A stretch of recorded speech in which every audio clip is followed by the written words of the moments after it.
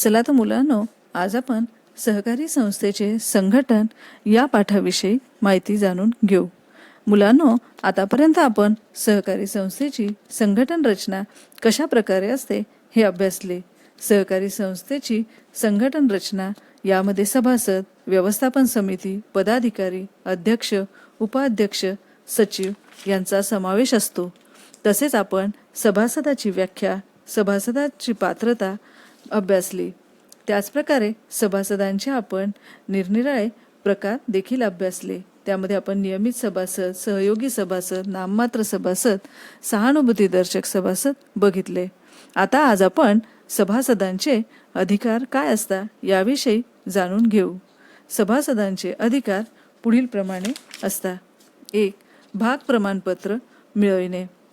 भाग प्रमाणपत्र मिळवणे म्हणजेच क्रियाशील सभासदांना संस्थेकडून खरेदी केलेल्या भागांचे प्रमाणपत्र मिळवण्याबाबतचा अधिकार. यामध्ये सभासदाला त्याने धारण केलेल्या भागाचे प्रमाणपत्र मिळते. तसेच संस्थेत जमा केलेल्या रकमेची पावती मिळवण्याचा त्याला अधिकार असतो. 2. सभेबाबत अधिकार. नियमित सभासदास सर्वसाधारण सभेची सूचना मिळण्याचा, सभेस उपस्थित राहण्याचा अधिकार असतो.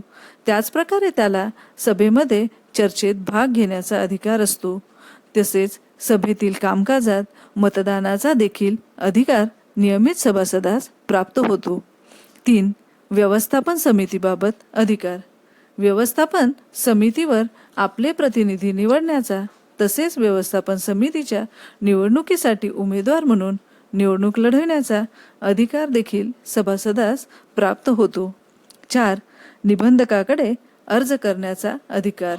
व्यवस्थापन समितीने वार्षिक सर्वसाधारण सभा न बोलवल्यास निबंधकाकडे सभा आयोजित करण्यासाठी अर्ज करता येतो. तसेच सहकारी संस्थेची चौकशी व्हावी यासाठी सुद्धा सभासद निबंधकाकडे अर्ज करता येतो. 5. लाभांश, वस्तू व सेवा मिळवण्याचा अधिकार.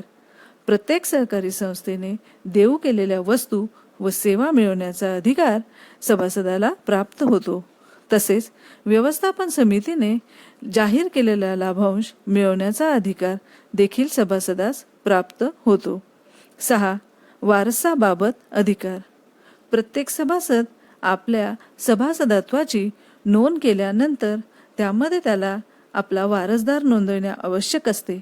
तसेच काही दिवसांनी वारस नावात जर बदल करायचा विचार सभासदाला आला तर तो वारस नावात बदल करण्याचा अधिकार सभासदास पात्र होतो. 7. इतर अधिकार. सहकारी संस्थेची हिशेब पुस्तके, पत्रके, नोंदवह्या पाहणे किंवा तपासणे, त्यांच्या साक्षांकित प्रती मिळवण्याचा अधिकार सभासदास असतो. उदाहरणार्थ, एखादी उपविधी, मागील वार्षिक ताळेबंद, नफा तोटा पत्रक, सभासद नोंदवही, सभेचे इतिवृत्त इत्यादीच्या प्रती मिळवण्याचा अधिकार सभासदास असतो. मुलांनो, तर चला आता आपण सभासदांच्या जबाबदाऱ्या काय असतात हे देखील थोडक्यात जाणून घेऊ. सभासदांच्या जबाबदाऱ्या पुढील प्रमाणे. 1. नियमांचे पालन करणे. प्रत्येक सहकारी संस्थेत सभासदाला सहकारी संस्था कायदा, नियम, पोटनियमांचे पालन करण्याची जबाबदारी असते. प्रत्येक सभासदाने नियमांचे पालन केलेच पाहिजे. नियमांचे उल्लंघन केले तर सभासदाचे सभासदत्व रद्द करण्याचा अधिकार निबंधकास असतो. 2. देणी देणे. सभासदाने राजीनामा दिला अगर सभासदाची हकालपट्टी केली तर त्याला राजीनामा दिल्याच्या अगर सभासदत्व रद्द झाल्याच्या तारखेपर्यंतची देणी फेडण्यासाठी तो जबाबदार असतो. 3. भागधारण मर्यादा.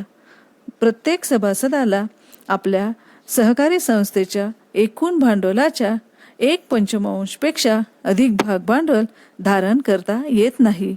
परंतु राज्य सरकार, जिल्हा परिषद यांना हे बंधन नसते. ते यास अपवाद आहेत. 4. देयता. मर्यादित जबाबदारीच्या सहकारी संस्थेत सभासदाची जबाबदारी ही त्याने धारण केलेल्या भागांच्या दर्शनी किमती इतकीच मर्यादित असते. परंतु अमर्यादित जबाबदारीच्या सहकारी संस्थेच्या बाबतीत सभासदाची जबाबदारी अमर्यादित असते. सभासदाने धारण केलेल्या भागांच्या दर्शनी किमती इतकीच जबाबदारी नसते, त्यापेक्षा अधिक रक्कम देण्यास तो जबाबदार असतो. 5. वारस नोंद. सभासदाने आपले वारस नोंदविले पाहिजेत.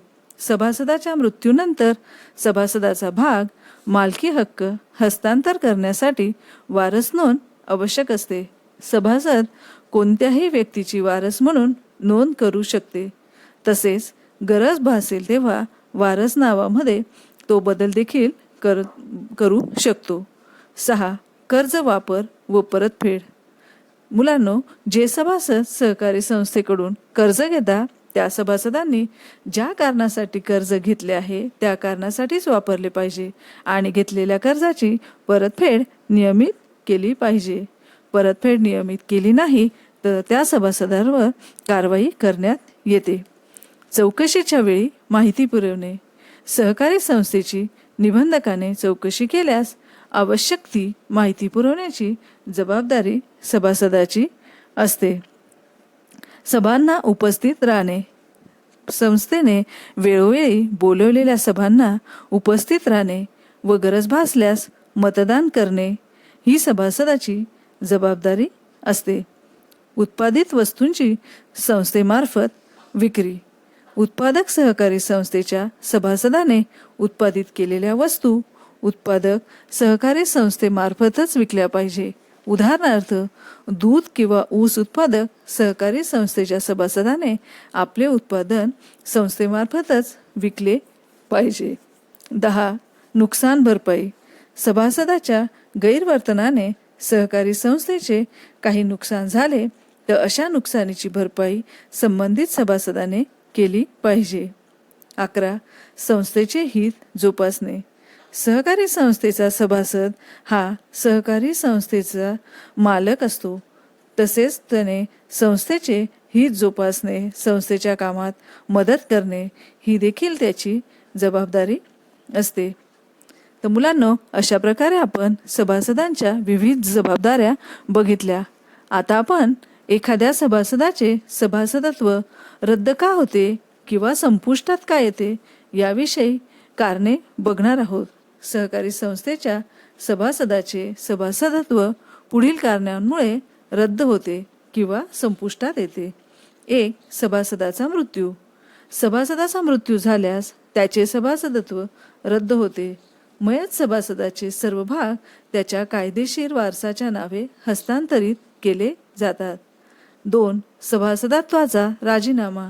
एखाद्या सभासदाने राजीनामा दिला आणि तो राजीनामा व्यवस्थापन समितीने मंजूर केला तर त्या सभासदाचे सभासदत्व संपुष्टात येते.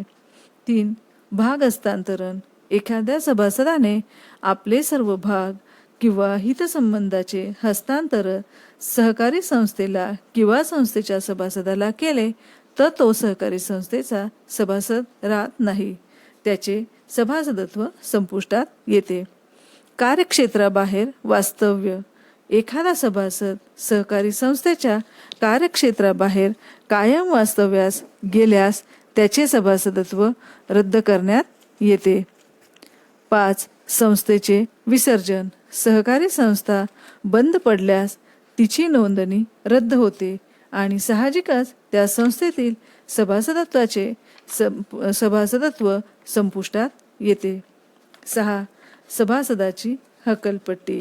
एखादा सभासद सहकारी संस्थेच्या नियमांचे पालन करीत नसेल, त्याच्या वर्तनाने सहकारी संस्थेच्या हितसंबंध नावलौकिकास बाधा येत असेल तर अशा सभासदाला आपली हकालपट्टी का करू नये अशा आशयाची सूचना दिली जाते.